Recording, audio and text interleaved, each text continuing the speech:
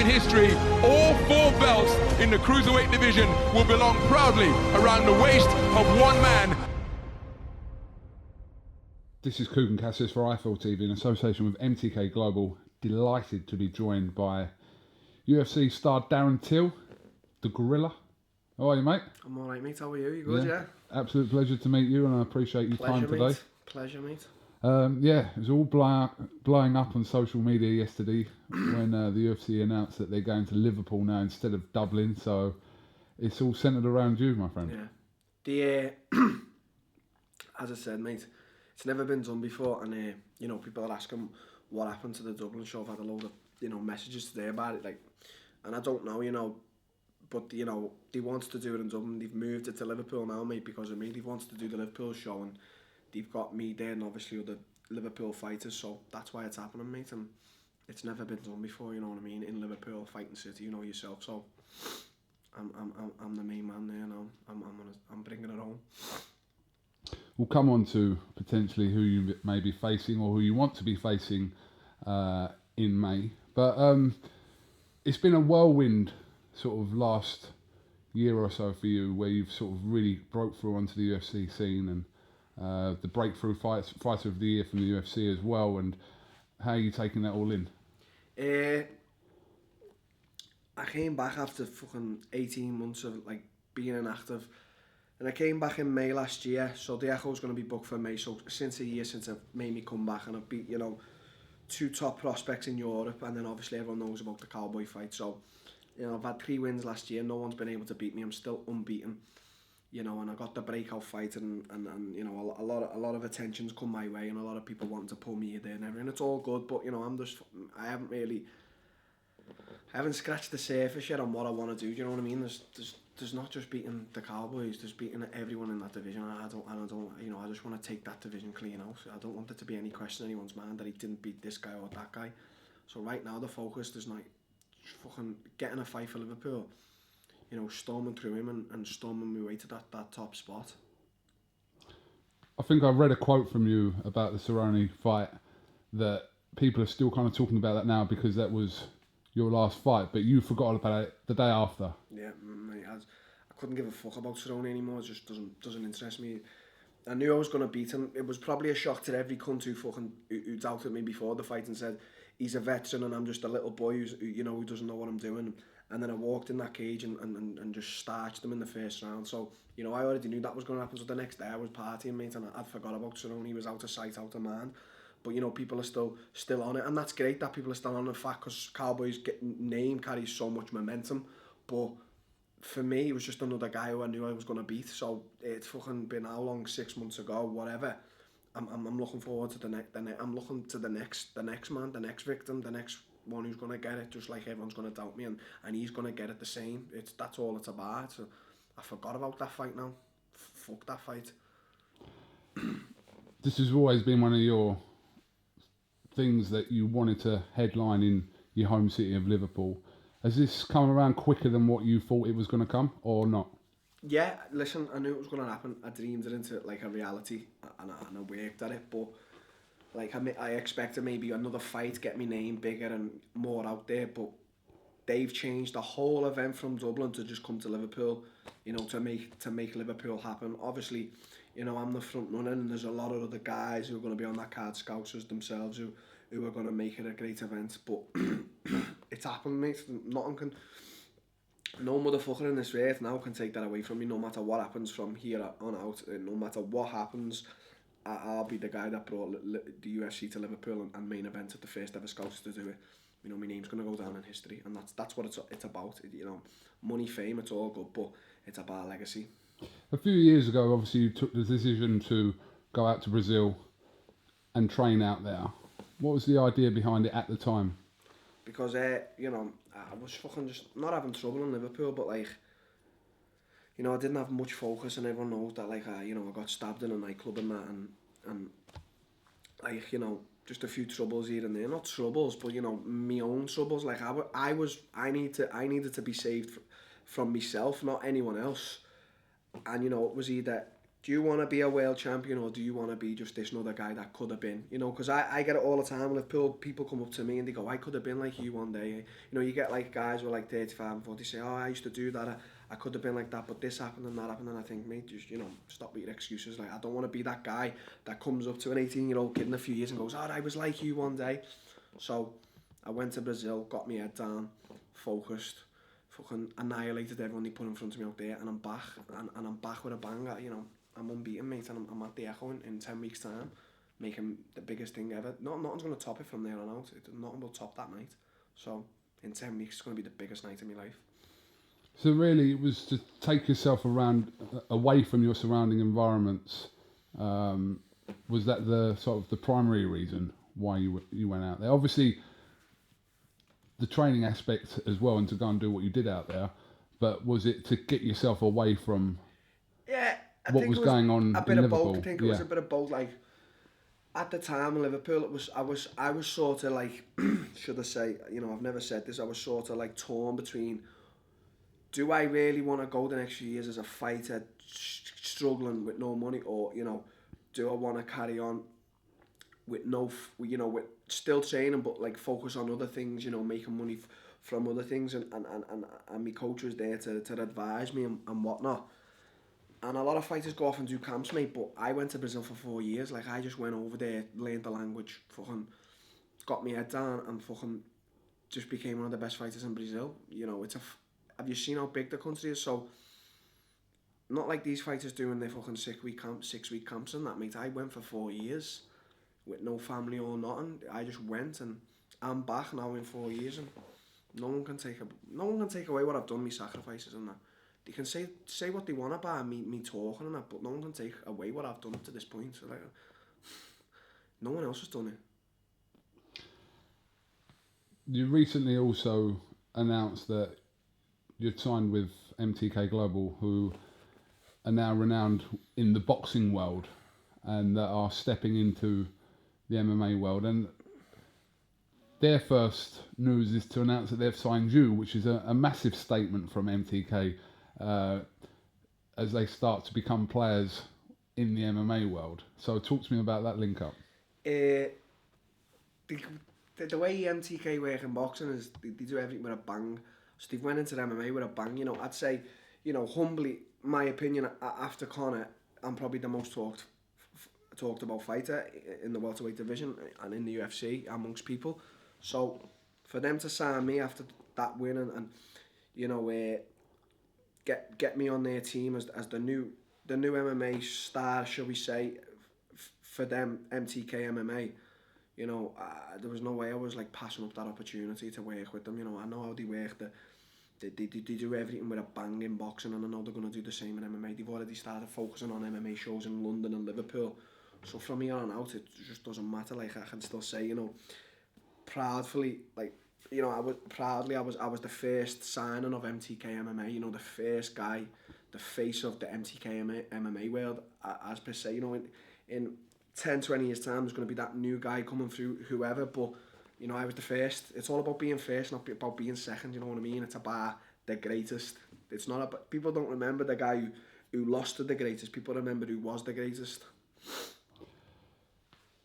The level of the fighters that they've signed within the boxing world, I mean, have increased to such a high aspect, with now fighters like Tyson Fury involved, obviously Carl Frampton, and guys at kind of the top end of these weight classes. So you see what they've done there, and we've seen what they've done by signing you, so that should sort of speak volumes about their goals and aspirations, what they want to do in the MMA world. I think for them, mate, it's just big. I think it's just big, the big and the better.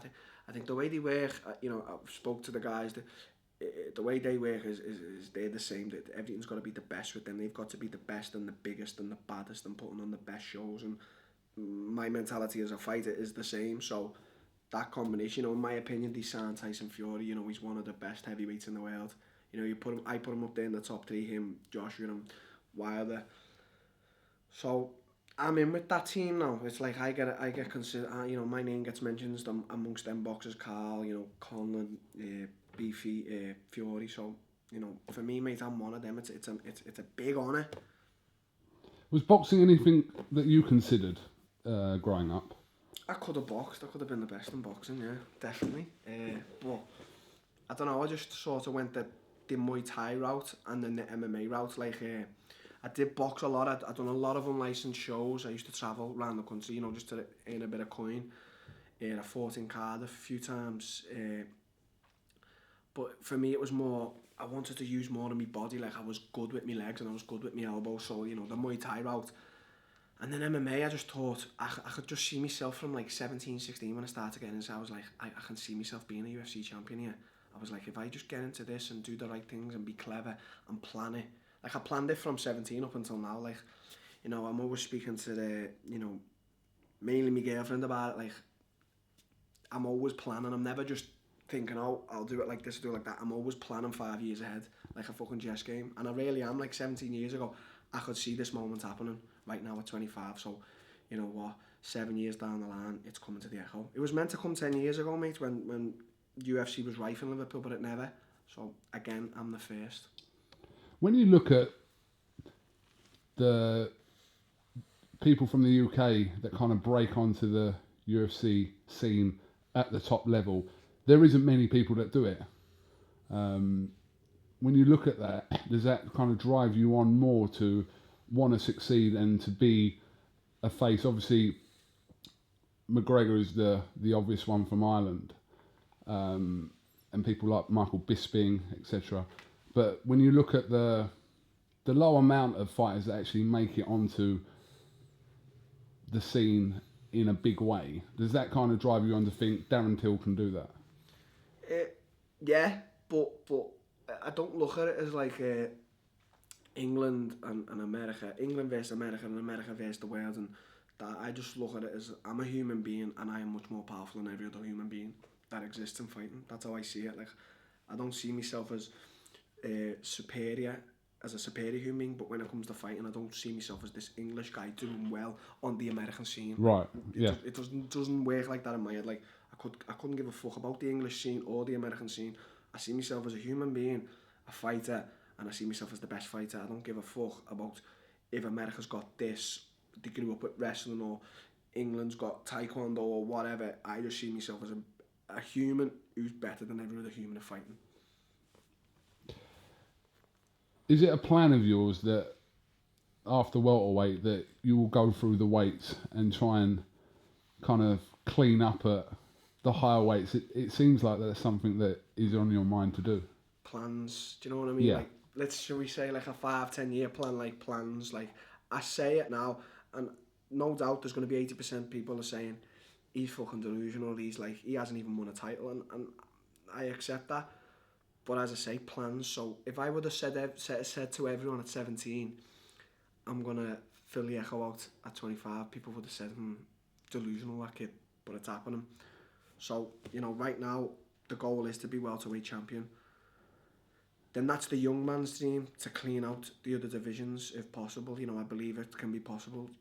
You know, I can achieve that shit, and that's like my plan. That's my whole entire plan. That in a few years when people doubted me and this, that, whatever, I'll just say, yeah, I planned it. You know what I mean? And along the way, yeah, there will be setbacks, there'll be losses, and I'll take all that like a man, like the man I am. But for now, it's cleaning up that welterweight division. I want that title. But to be honest with you, mate, so now it's the Echo. I want to just really, really hurt someone in the Echo. Violence. The date's been set. The opponent hasn't been yet. You're being linked with quite a few fighters, including every fighter. Yeah, including Stephen Thompson, Wonderboy, MASVIDAL, Gunnar Nelson. There's a list there of fighters that you're being linked with. Realistically, who do you step in the octagon with on May 27th? I mean, I don't know how many times I just after asked for like Stephen Thompson. He just doesn't want to fight. You know, I know there's a lot of guys that are injured, but I'm injured myself. I've got bad knees, bad hands. You know, bad shoulders. I've got everything bad, but you know, I don't know. I just don't see Stephen taking the fight anymore. I'm sort of over it. Like I'm gonna have to beat someone to prove that I'm worth his time. But for now, it's cleaning up that welterweight division. I want to fill the Echo out at 25, people would have said, delusional, that kid, but it's happening. So, you know, right now, the goal is to be welterweight champion. Then that's the young man's dream, to clean out the other divisions if possible. You know, I believe it can be possible. You know, I can achieve that shit, and that's like my whole entire plan. That in a few years when people doubted me and this, that, whatever, I'll just say, yeah, I planned it. You know, that's my whole entire plan. now Masvidal's getting mentioned, and I know he said like I think he said like he's not fit and he hasn't been in the gym, but I haven't myself. I've been in a few times, so it gives me and him the right amount of time, 10 weeks, to get in shape and come and fucking have it with each other. Like, I know he's gonna come. He's from back in the day, the streets. He used to street fight with Kimbo Slice. So if he wants to come to Liverpool and take my thunder, you know, I'm open for that. I'm going to be there waiting across the cage trying to take his head off clean. So 10 weeks for both of us is enough time, and just the rest I don't even want to mention them. It's just, for now, Masvidal's in front, ready. I'm Thompson, so them two names now are on my list. I don't feel like I'm going to get the Colby or, you know, the Dos Anjos fight, so I'm just going to be realistic in my approach, who I want. And it's not about who I want, it's who you know, the top guys have got to give me that opportunity as well. I'm chasing them, they're not chasing me. That's how it seems. And someone like Gunnar Nelson is outside of the top 10, so that's not a fight that really interests you. Not now. People are saying like I'm running or whatever. I'm not running. Gunnar is not fought, and Gunnar is coming off a loss. Like, Gunnar just needs to go and get a win before I fight him. The way Thompson is saying I need to prove myself, so I'm not going to get that fight. Gunnar doesn't need to prove himself to me. We all know how great he is, but I'm looking forwards. I don't want to look backwards. As soon as Gunnar comes back and gets a win, I'll be there waiting. The fight will happen if he gets a win. If Gunnar keeps winning, we're going to meet. It works like that. But for now, you know, he's not in the top 10. It's coming to the Echo. It's a top 10 opponent. That's the only way it should be. Talking to Kieran Kettle, who's part of MTK MMA, a few weeks ago, he labelled you an animal, and he says that he believes that you can emulate what Conor McGregor has done in UFC. I mean, yeah, Kieran, I know Kieran, you know, the thing with the Conor thing is, like, I don't want to, obviously, to be considered like him, he is going to go down as a great and one of the best, fair play, but I'm not like another Conor or another Bisping or another George St. Pierre. I'm just not like them guys. They're all in their own little pool together. I'm in my own swimming pool, and I know what I am in. Conor, he came and done it, and he left. I don't really want to come, win a title, and like not do anything with it. I want to come and fucking absolutely wipe out everyone who's there, because I want to fight for another 10 years. In my eyes, like, because it doesn't matter. Every fight now I could earn 100 million every fight and get up to like 2 billion, something like that. That still wouldn't motivate me. What motivates me is knowing that I beat everyone who was in that division to prove I was the greatest. So comparison with Conor, yeah, it's good, but I want to be on my own little path. I don't want to do like the way he's done it. He's done it great, but you know, he's come, he dominated and he left. I want to come, dominate and stay and continue to dominate, and yeah, get a loss along the way. It does happen, shit like that happens. You know, you don't say stay undefeated forever in MMA. Some people do, but that's how it is, mate. And Conor's done his thing, but I'm going to do my thing very, very much different. What did you make of the fact that he boxed last year against the pound for pound number one in Floyd Mayweather? We talked off camera a little bit, and we were saying that beforehand you kind of didn't really see it happening until you started hearing them talk about it and thinking, do you know what, this is going to happen. But beforehand it seemed unrealistic to get this kind of crossover between the two biggest combat sports stars in the world at the time. Yeah, I don't know, it's a weird one. Like, I could sit here now and say, oh, I wouldn't do the same, but you know, you probably would. Every man on the earth does. So I'm not going to sit here and feed you a load of bullshit, but I just don't know. I'm just going to give congratulations to Conor because he went there and made money and believed that he could beat Floyd. And he did believe he would beat Floyd, and you can't take that away from a man. But, you know, then you got Floyd's part, you know, Floyd just being a money man about it. To be honest with you, I don't want to give it like a lot of, should we say, I don't want to talk about it in a sense that I think now that it's happened, they done it, so it's happened, now fuck it. Like, all these MMA fighters wanting to go to boxing and fight the greats of boxing. The boxers, you know, Gervonta Davis wanting to come to MMA. I mean, you know, wake up. Floyd said he's a 7 out of 10 in wrestling. Is he fucking kidding me? Like, is he just... He lives in a fucking... He is the best boxer I've ever seen in my whole life. Not a boxer before or after him, honestly, but... Don't try and disrespect the sport that we're fucking... Do you know what I mean? It's you disrespecting it by saying you're a 7 out of 10 in wrestling, because it doesn't matter. From the smallest girl in the UFC to the heaviest girl man, he would not win. It's just impossible to win a fight. He's not going to win a fight. And I say that, go on record saying that, so... You know, for these guys wanting to cross over, fuck them. Just fucking clowns, mate. I mean, he put the clip up of him. It was a very short clip of him in the octagon. Probably more of a publicity thing, really. What was he doing? Who was he facing across? Like, he's getting in, he's got his chin in the air, and just fucking... I'd love to just slap me left leg across his chin and just take him out. I mean, I'm never going to disrespect him as a boxer, mate, but... All that shit disrespects what I do and disrespects my teammates, disrespects what I live for and what I'm about. Like, you know, we had a chat off thing, like, you say fame and money won't get to you, and at some point it does get to you. It depends what level you let it get to you.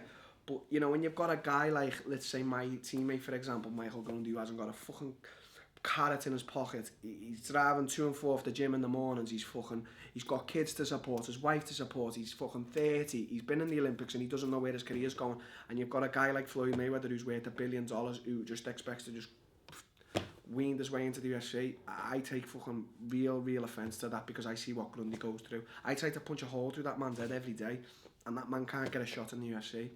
So it's ridiculous. I hate it. To the people need to earn their right. Conor didn't earn his right to fight Floyd, but Conor was Conor. It was a one-off. But what's Gervonta think he's going to do? Does he think he's just going to leave boxing and come straight to the UFC? I mean, I wish he was in his weight class, mate. It's not boxing. It's different. It's just totally different. You can't put your glove up to an elbow. You can't stop a submission. It's just different. So, you know, all that shit, mate, I take real offence to it when I see it. One of my teammates, close friends, best friends in Michael Grundy struggling with life to get that one shot. He just needs that one shot, but he can't get it because you got cunts like that. Say what's on your mind, Darren. Great. All right, well, listen. You're a guest fighter at the UFC tonight in London. I'm looking forward to every welterweight tonight calling me out. I don't know why they're going to call me out. I don't know why they want to fight me, but everyone seems to want to fight me. I've only beat a lightweight and old man, but they all want to fight me. It's because and they know I'm a real threat, so I'm going to sit there tonight and just put my finger up to every welterweight who calls me out.